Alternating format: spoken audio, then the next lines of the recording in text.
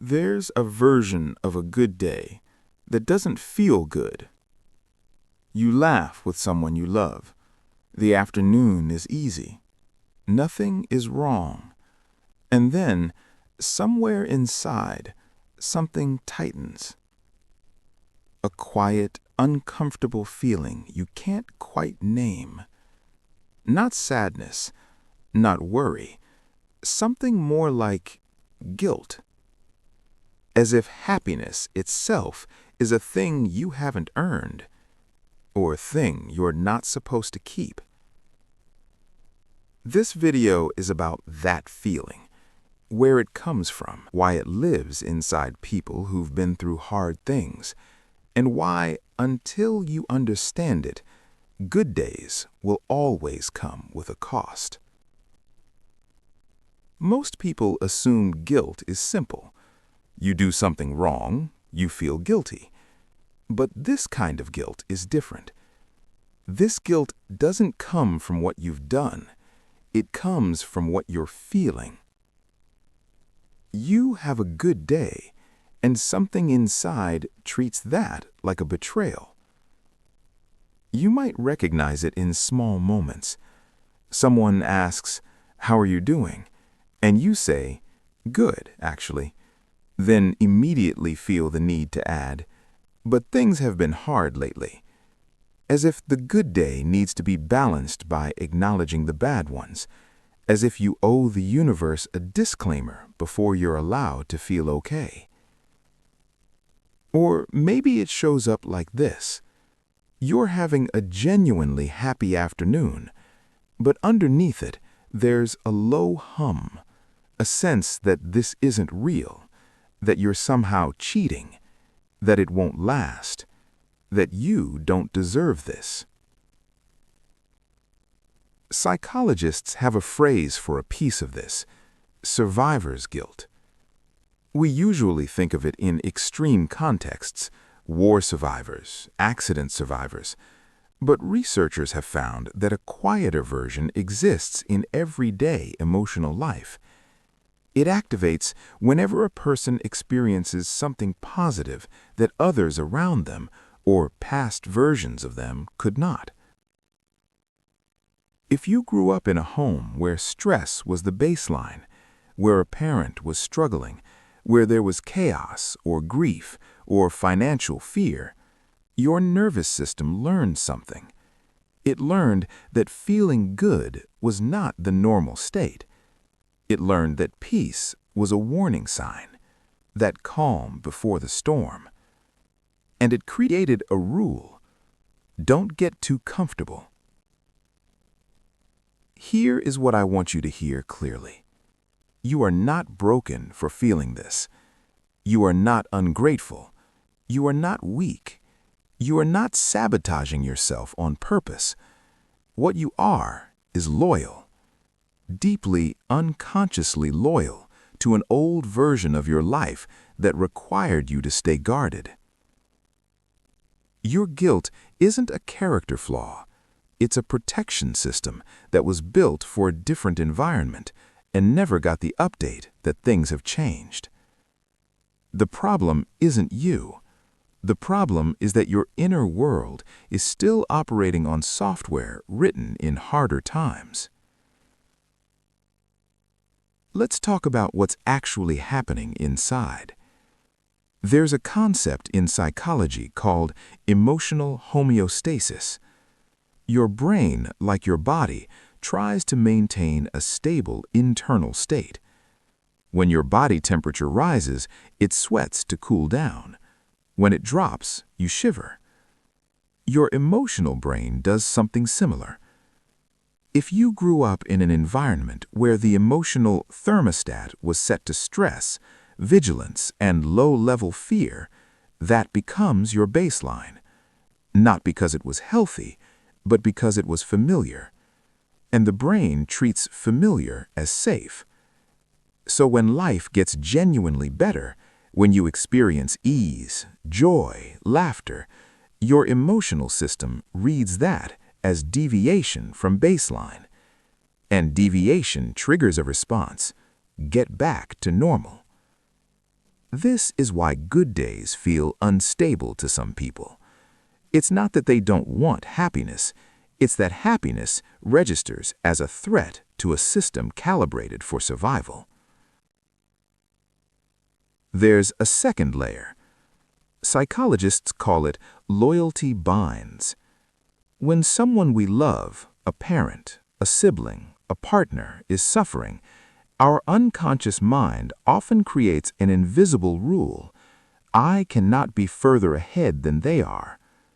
Not consciously, not deliberately, but somewhere beneath language, beneath thought, the emotional brain decides that moving forward is abandonment, that being happy while they are struggling is a form of leaving them.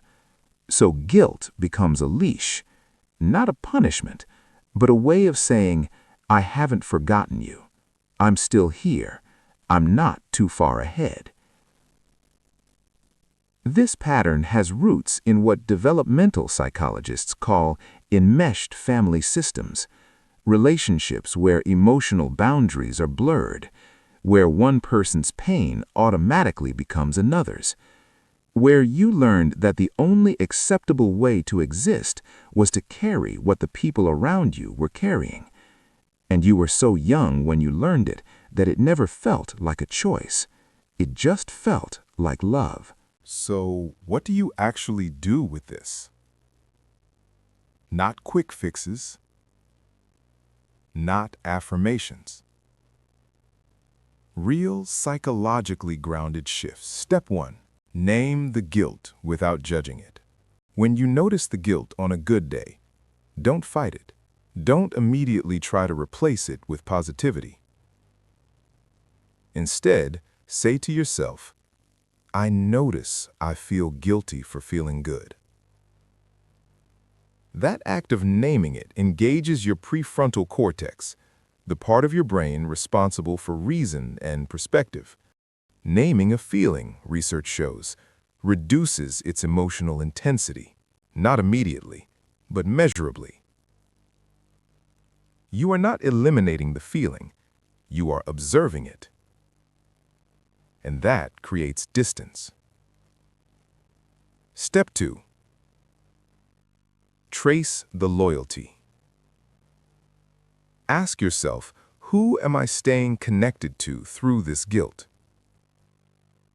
It might be a parent, a sibling, a version of yourself from years ago that you haven't given permission to evolve. This isn't about blame, it's about recognition. Because you cannot update a rule you haven't yet located. Step 3. Separate love from suffering. Here is the belief the guilt is built on. If I stop hurting, I stop belonging. That needs to be questioned. Your happiness does not erase their pain. Your good day does not steal from their bad one. Being well is not a vote against the people you love. You can carry someone in your heart without carrying their weight in your body. This distinction between remembering someone and becoming their suffering is the beginning of freedom. Step 4. Widen your definition of loyalty. True loyalty is not about staying behind. It's about remaining connected even as you move forward. You can call your mother and have a good life. You can honor your struggles and also outgrow them. You can love the people who suffered without turning your joy into a tribute to their pain. Real love does not require your unhappiness as proof.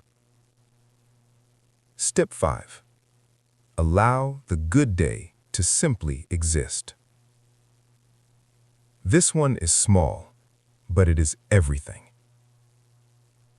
The next time a good day arrives, let it be a good day. Not a prelude, not a mistake, not something to explain away. Just what it is. A small, ordinary gift. You are allowed to receive it. Here is the simple mental model to take with you. Your guilt is not a compass. It's an echo.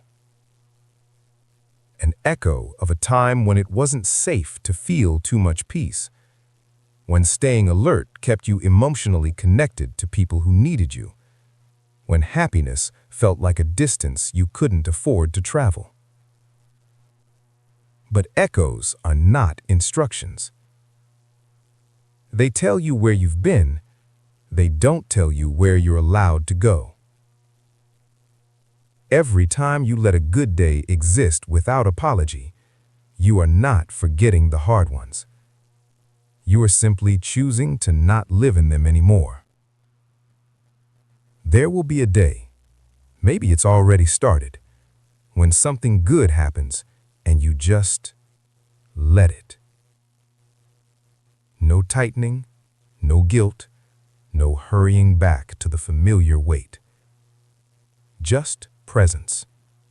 Just ease. That day isn't about finally getting it right. It's about finally believing that you were always allowed to be here. In the light, in the quiet, in a life that is still becoming. You don't know anyone you're suffering. Not even the people you love most. Take care of yourself. We'll see you in the next one.